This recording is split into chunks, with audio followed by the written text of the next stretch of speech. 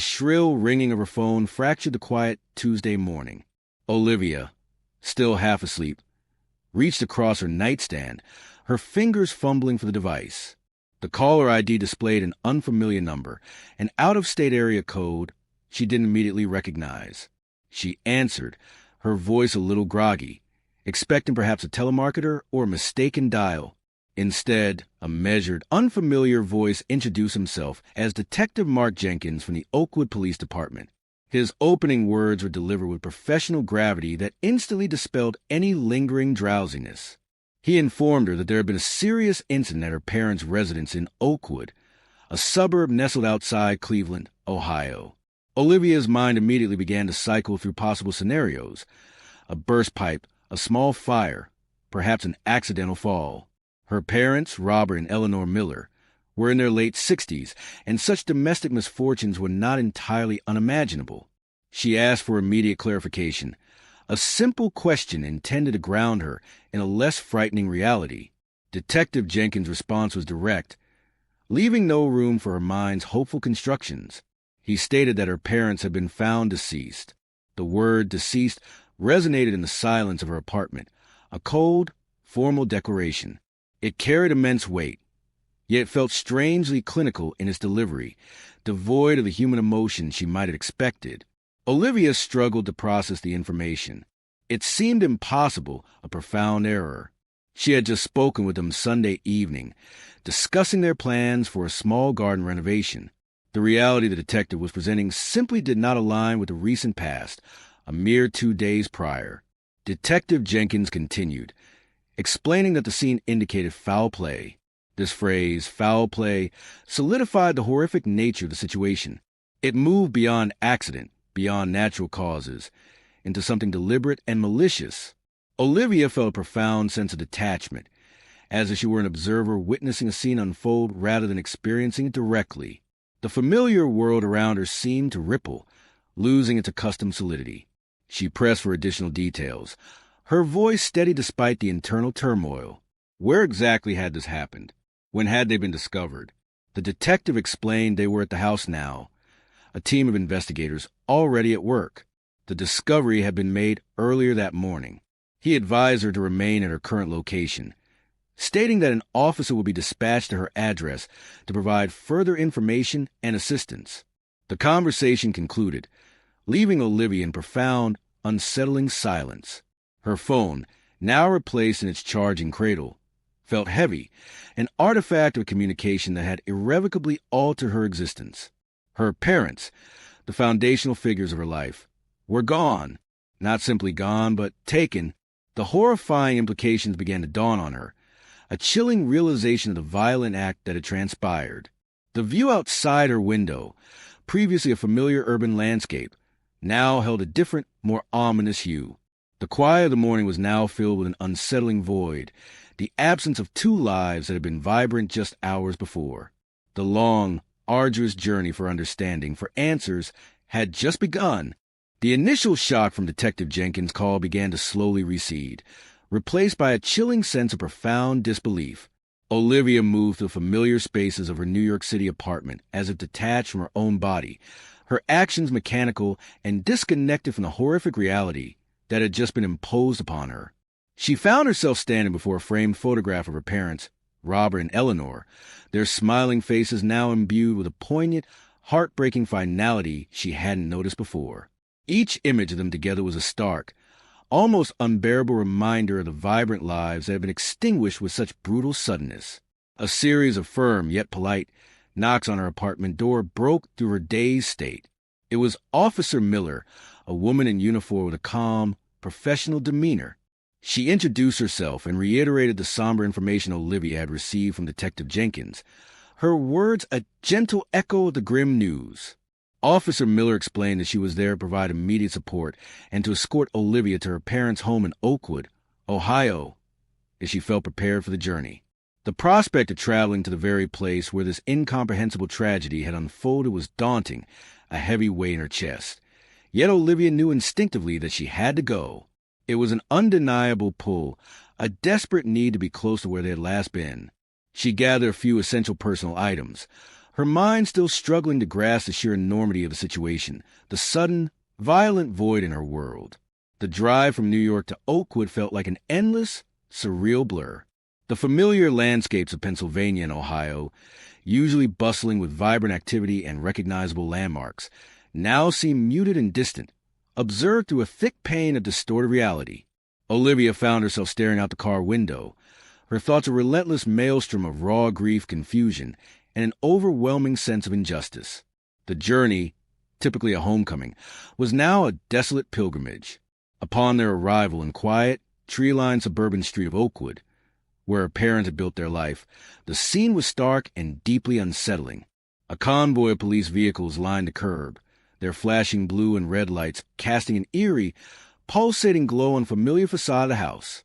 Yellow crime scene tape, a stark visual barrier, cordoned off the entire property, demarcating a space that was once a sanctuary but was now considered a place of violent intrusion.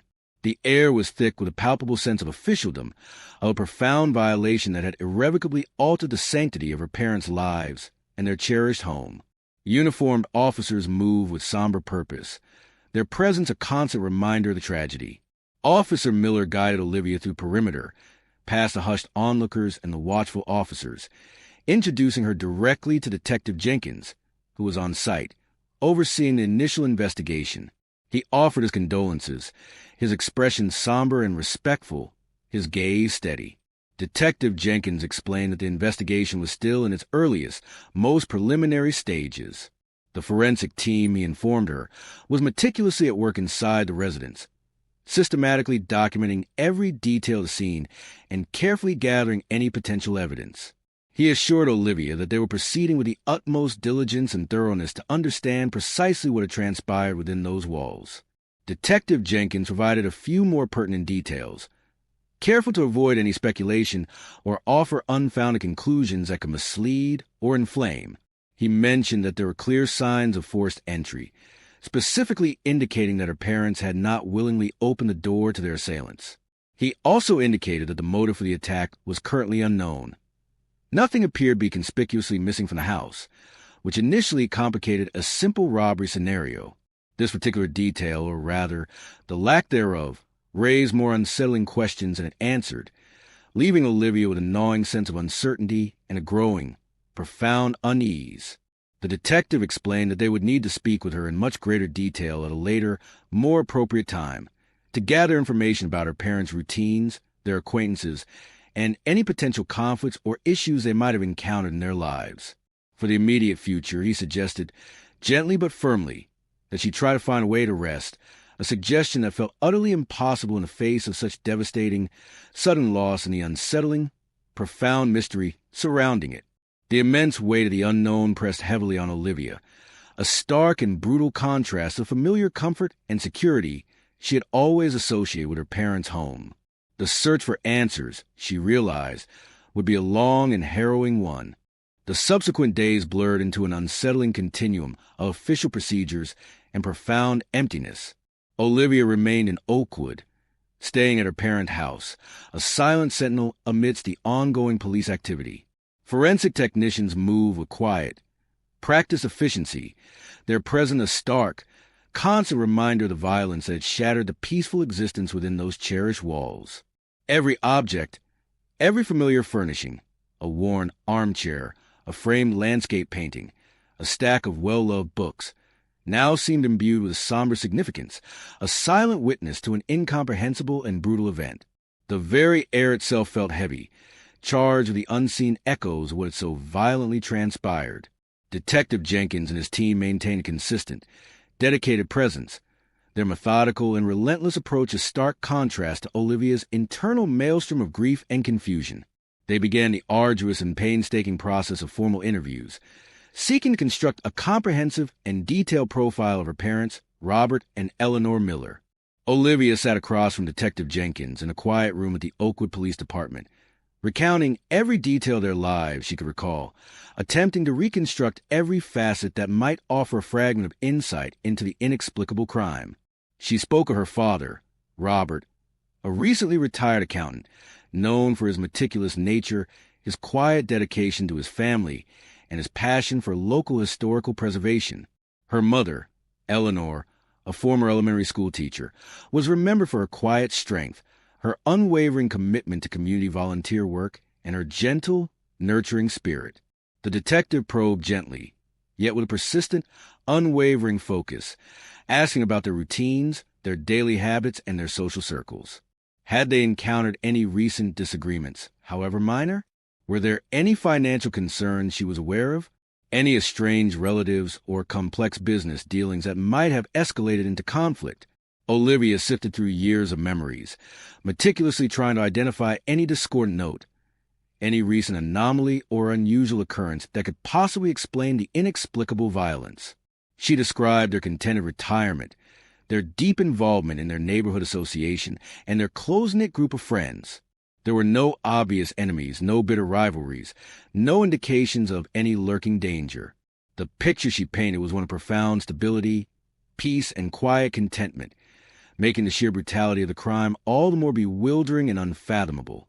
The detective listened intently, making careful notes, his expression unreadable, betraying neither skepticism nor easy affirmation.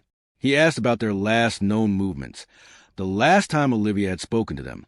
She recalled their brief conversation about new landscaping plans for their backyard, a mundane and ordinary detail, now imbued with heartbreaking, devastating weight.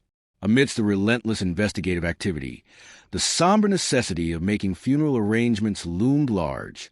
This practical and deeply painful duty forced Olivia to step away, however reluctantly, from the immediate crime scene and engage with the outside world to manage the painful realities of loss.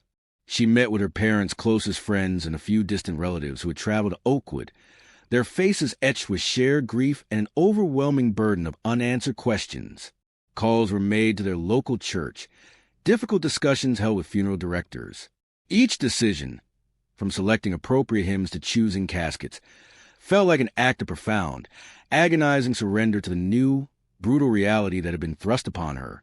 It was an exercise in processing the stark finality of their lives, a constant, agonizing reminder that they were truly, irrevocably gone. The immense weight of these arrangements, coupled with pervasive, unsettling mystery of their violent demise, pressed down on her, creating an exhausting and overwhelming mental burden. The initial findings from the police were dishearteningly sparse and offered little immediate clarity. While the clear signs of forced entry confirmed the violent and deliberate nature of the crime, there were no clear indications of protracted struggle within the house, suggesting the attack had been swift and overwhelming, perhaps catching her parents by complete surprise. Moreover, no personal items of significant monetary value appear to have been taken, further muddling the waters regarding a clear, obvious motive like a simple robbery.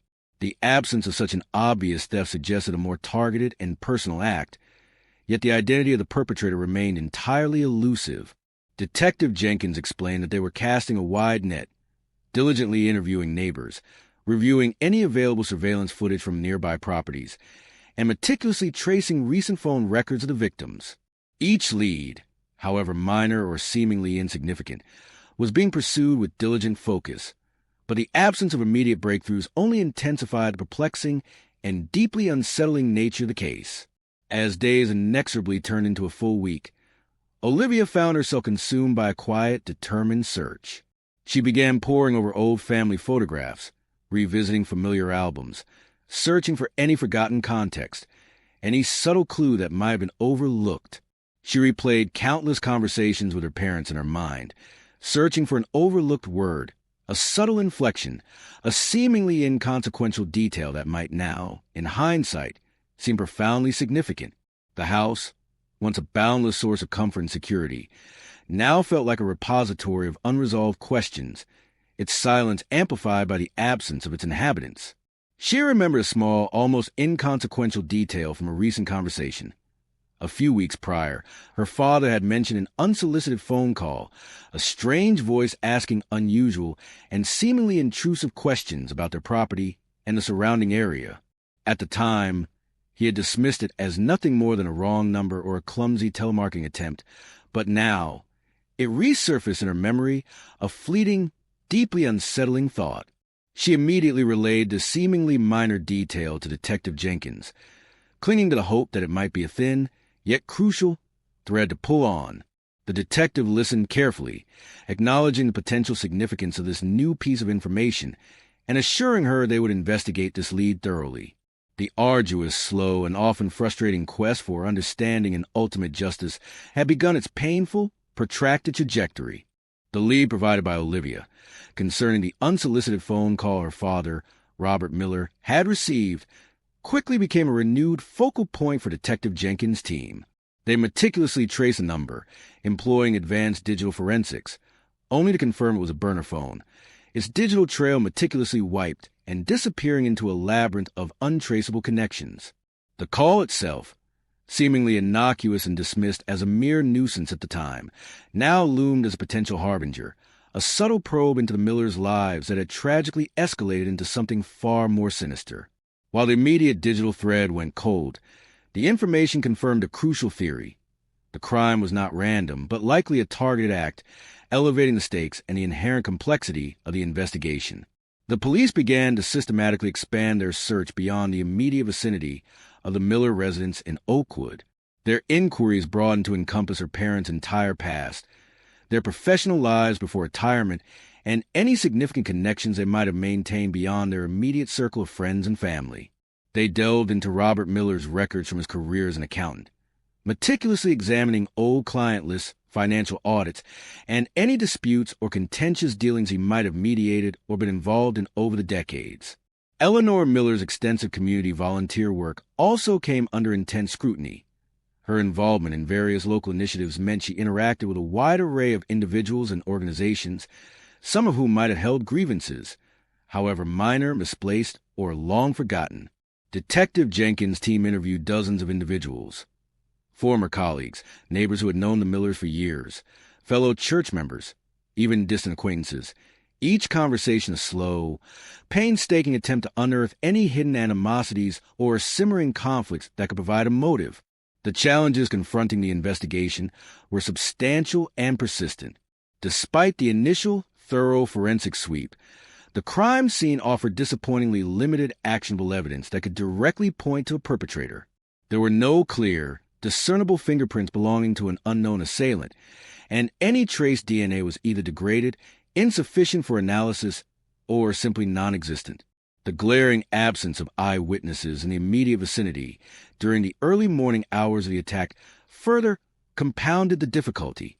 The police were working with fragments, attempting to piece together a coherent mosaic from incomplete and often contradictory information. Detective Jenkins held daily briefings with a specialized task force, his face often etched with the weight of the still unsolved case, yet his unwavering resolve remained palpable. He constantly reminded his team that even the smallest, most seemingly insignificant detail could ultimately prove pivotal in a case of this magnitude. Olivia found her own role in this unfolding nightmare gradually evolving beyond the initial provision of information. She became an informal, yet increasingly critical resource for the police. She began systematically organizing her parents' extensive personal documents, painstakingly sifting through old correspondence, intricate bank statements, and even long-forgotten personal diaries. This laborious and often emotionally draining task was not merely an act of profound mourning, but a dedicated, active search for answers. She rediscovered old ledgers from her father's early career, filled with unfamiliar names and complex financial figures, some of which immediately piqued the interest of the investigators. She also found a collection of her mother's meticulously kept notes from various contentious neighborhood association meetings, detailing heated discussions over local zoning issues and community resource allocation. Each discovery, no matter how small or seemingly innocuous, was immediately shared with Detective Jenkins, becoming another potential piece of the intricate, perplexing puzzle. This deep personal engagement provided Olivia with a crucial sense of purpose, a way to channel her overwhelming grief and powerlessness into active participation in the relentless pursuit of understanding and truth. The murders of Robert and Eleanor Miller sent a palpable ripple of unease and apprehension through the close-knit Oakwood community. Rumors, as they often do in the absence of clear facts, began to circulate rapidly, fueled by a potent combination of fear and frantic speculation. Whispers of escalating property disputes, disgruntled former employees, or even more bizarre and baseless theories floated through local coffee shops, grocery stores, and neighborhood gatherings. The police were acutely aware of these circulating narratives, often having to meticulously sift through genuine, actionable leads and completely unfounded gossip. Detective Jenkins publicly reassured the community that all plausible possibilities were being thoroughly investigated, urging anyone with even the slightest piece of information come forward, no matter how insignificant it might seem to them. This created a climate where every new development, every subtle shift in police focus, became a subject of intense and anxious local discussion. In their expanded inquiries, the police identified an early person of interest, a local land developer named Arthur Caldwell. Caldwell had a well-documented history of aggressive business tactics and had been involved in a contentious, high-profile dispute with Mr. Miller several months prior over a piece of undeveloped land bordering the Millers' property, which Mr. Miller, as a private citizen and active member of the Historical Preservation Society, had publicly advocated for as a nature conservancy rather than a commercial development. The disagreement had been particularly bitter and protracted, though seemingly resolved in Mr. Miller's favor after community pressure. Caldwell was brought in for extensive questioning. He appeared outwardly cooperative, providing an alibi that, while not immediately verifiable, was consistent with his known activities. He expressed perfunctory shock and sorrow over the Millers' fate, claiming their dispute had long been amicably settled. While he was not immediately dismissed as a suspect, the police found no direct, irrefutable evidence physically linking him to the crime scene or the murders themselves. His history, however, offered a brief but unsettling glimpse into the undercurrents of local grievances and powerful interests that the Millers, despite their peaceful lives and good intentions, might have unwittingly stirred. Weeks inexorably bled into months. The initial flurry of intense investigative activity surrounding the crime scene slowly subsided, replaced by the methodical, often grinding, work of detective analysis and follow-up. The yellow crime scene tape was eventually removed from the Miller residence, but the indelible stain of the unresolved crime remained, a constant visual reminder of the unfinished business. Olivia, driven by a deep personal imperative, eventually moved back into the house, determined to occupy the space her parents had cherished, to keep their memory alive within its walls, and to remain physically close to the source of the ongoing investigation.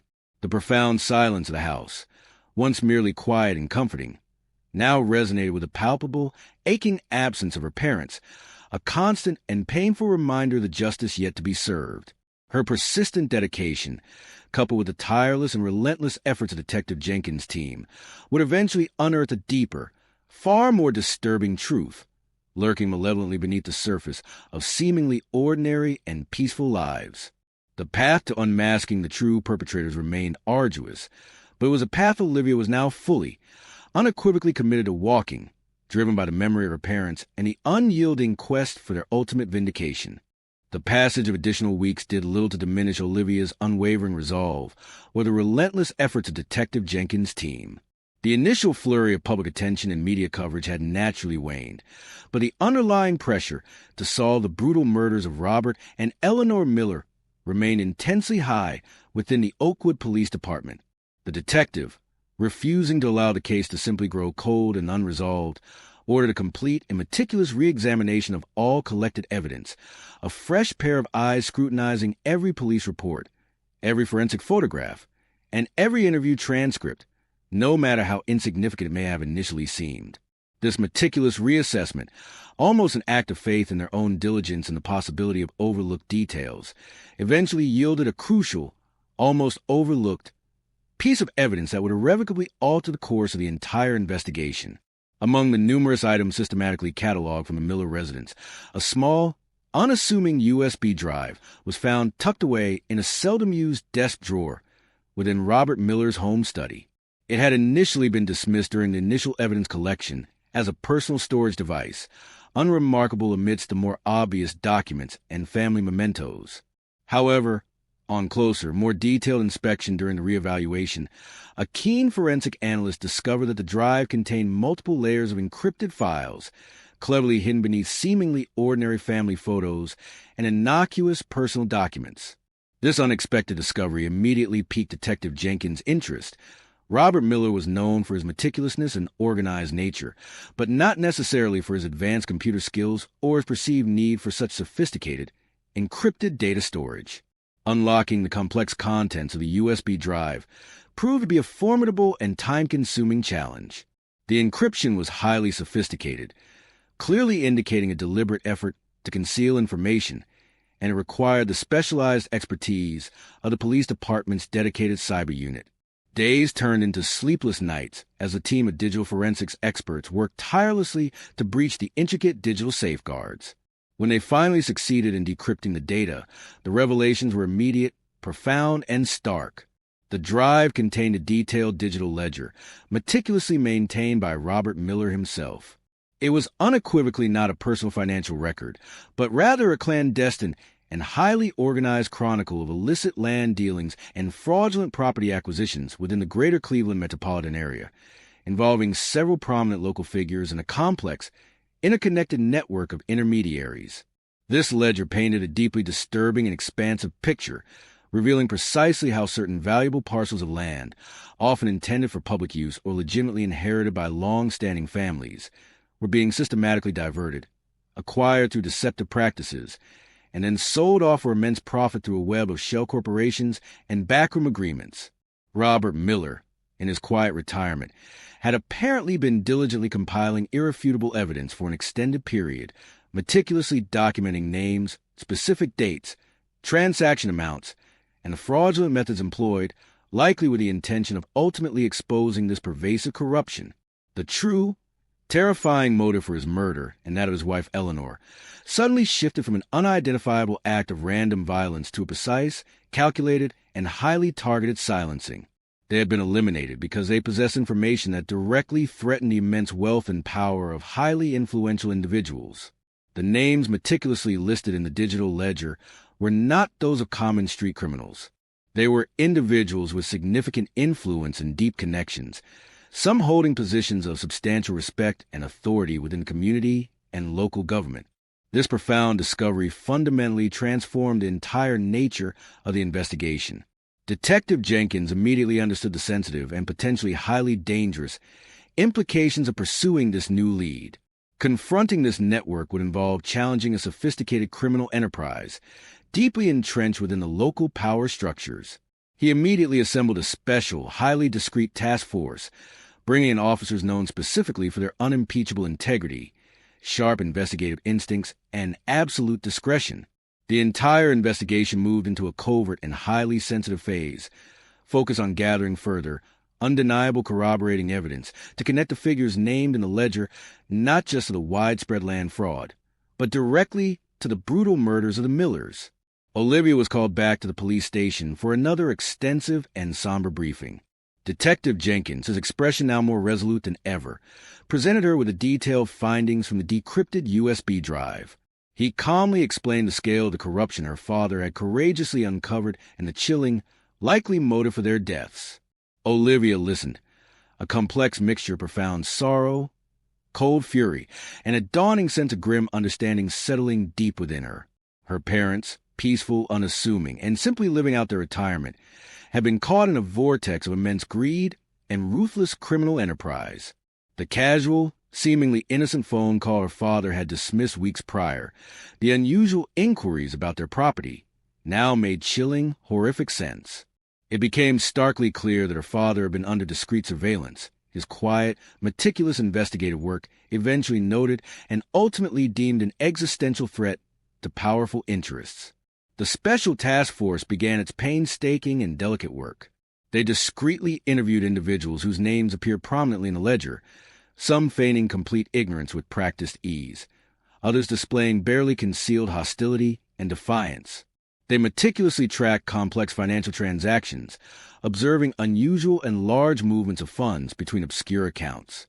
They also initiated continuous, subtle monitoring of the movements of key individuals directly implicated in the digital ledger, watching for any suspicious interactions or desperate attempts to obscure their tracks. The police understood that a direct, premature confrontation would be disastrous without irrefutable proof directly linking these individuals not just to the rampant land fraud, but unequivocally to the violent murders of Robert and Eleanor Miller. As the investigation deepened and broadened, Olivia found herself reflecting on her parents' quiet, almost unassuming bravery. Her father, meticulously documenting injustice in the privacy of his study, and her mother, likely supportive and aware of his efforts, had acted with a silent courage that went entirely unrecognized until their tragic deaths. This profound revelation instilled in Olivia a new, fierce kind of determination. Her personal quest for understanding and solace evolved into a shared, unyielding pursuit of accountability, fueled by the undeniable knowledge that her parents had been victims of a deliberate, calculated act by those who sought to maintain their illicit gains at any cost. The discovery of the digital ledger had not only provided the crucial and definitive motive, but it also illuminated the true, dangerous nature of the battle ahead. A fight not just for justice for her beloved parents, but against a wider, deeply embedded system of corruption that had violently claimed their lives. The pieces of the agonizing puzzle were finally beginning to align with terrifying clarity, leading the police directly towards the hidden faces behind the murderous shadows. With the digital ledger providing an undeniable and meticulously detailed blueprint of the illicit land dealings, Detective Jenkins' Special Task Force intensified its covert operations. The highly sensitive information gleaned from Robert Miller's encrypted records allowed them to pinpoint key players in the extensive land fraud scheme, individuals whose names carried significant weight and influence within powerful circles across Cleveland and its surrounding suburbs. The police methodically and patiently built their case, meticulously focusing not just on pervasive corruption, but on establishing an irrefutable, direct link between these powerful individuals and the brutal murders of Robert and Eleanor Miller. They executed a series of highly discreet surveillance operations, tracking movements, intercepting communications where legally permissible, and painstakingly collecting every piece of corroborating evidence needed to connect the figures meticulously named in the ledger directly to the violent act that had claimed the Millers' lives. Their exhaustive investigation ultimately led them to two specific individuals. The first was Richard Thorne, a seemingly respected real estate mogul and influential community developer with extensive land holdings, whose name appeared frequently in Robert Miller's ledger as a primary beneficiary of the fraudulent transactions. The second was Marcus Mack Jenkins, a younger, aggressive associate known to have connections to various illicit activities, and often serving as Thorne's unofficial enforcer in contentious property disputes. The accumulating evidence strongly indicated that the Millers had become a direct, existential threat to Richard Thorne's ongoing, highly lucrative schemes. Robert Miller's digital ledger was not merely an annoyance. It represented a potential and catastrophic unraveling of a meticulously constructed web of deceit and illegal acquisitions that had enriched Thorne and his criminal associates for years. The unsolicited phone call Robert Miller had initially dismissed weeks prior, it was now chillingly understood, was likely a calculated probing action, an attempt to gauge the precise extent of his knowledge and determine if he posed a significant, actionable risk. When it became unequivocally clear that he did, the cold, ruthless decision to silence him, and by extension his wife Eleanor, who was present and thus a witness to crime, was swiftly made and executed. The task force patiently, yet relentlessly, gathered an overwhelming amount of evidence, enough to secure robust arrest warrants. The apprehension of the suspects was carried out with precise, synchronized execution, simultaneously bringing in Richard Thorne and Marcus Jenkins, along with several other key figures implicated in the wider land fraud network. The arrest sent immediate and profound shockwaves to the local community, as the true, horrifying nature of their sophisticated criminal enterprise began its very public unraveling. The initial public disbelief concerning the involvement of such prominent figures slowly gave way to a dawning, somber understanding of the calculated greed and ruthless ambition that had permeated certain high-ranking business and social circles. The subsequent legal proceedings were complex and protracted, marked by desperate attempts from the defense to discredit Robert Miller's meticulously kept digital ledger and challenge the unimpeachable chain of evidence. However, Detective Jenkins' team had been painstakingly thorough, anticipating such defensive maneuvers.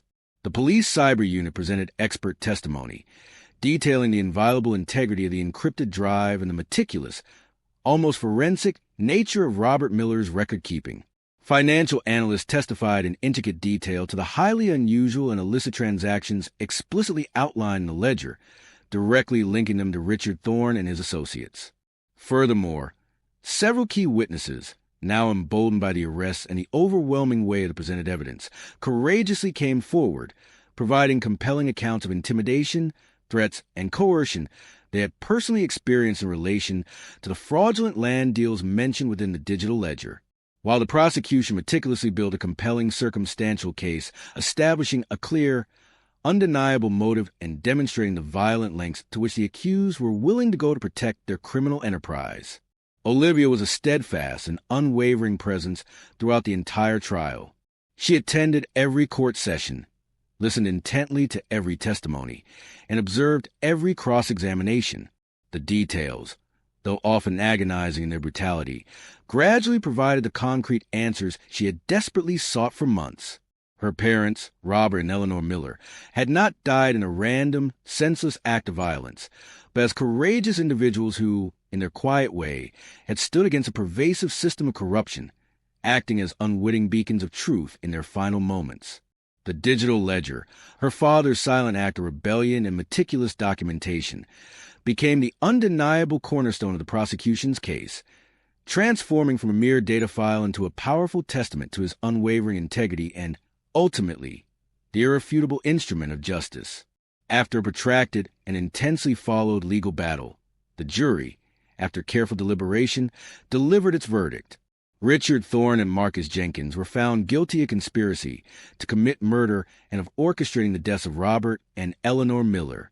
They were also convicted on numerous additional counts of widespread fraud and illegal land racketeering. The judge's sentencing was firm and unyielding, reflecting the immense gravity of their heinous crimes, particularly the cold, premeditated murders driven by insatiable greed and an absolute desire to silence truth.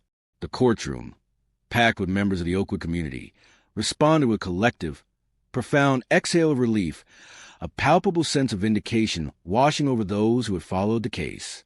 For Olivia, the verdict brought a profound and solemn sense of closure. It was not an erasure of her deep grief, but rather a definitive resolution that honored her parents' lives and their quiet courage. The truth had emerged from the suffocating shadows of uncertainty, unequivocally exposing the architects of their violent demise. The meticulous, unassuming work of her father, the quiet bravery he displayed in diligently documenting the systemic injustice, had ultimately led to the very public downfall of those who had sought to profit from deception and absolute violence. His legacy and her mother's enduring spirit was not merely one profound loss, but a quiet, yet undeniable triumph. Their deaths, though undeniably tragic, had ultimately unveiled a pervasive corruption within their community and brought a measure of absolute accountability to the powerful figures who believed themselves beyond reach. The justice served was a testament to their inherent goodness and a final, undeniable vindication for Robert and Eleanor Miller. The community, once gripped by fear and uncertainty, could now begin the arduous process of healing, knowing with certainty that true accountability had been delivered. Thank you for watching. Like, share, and subscribe for more.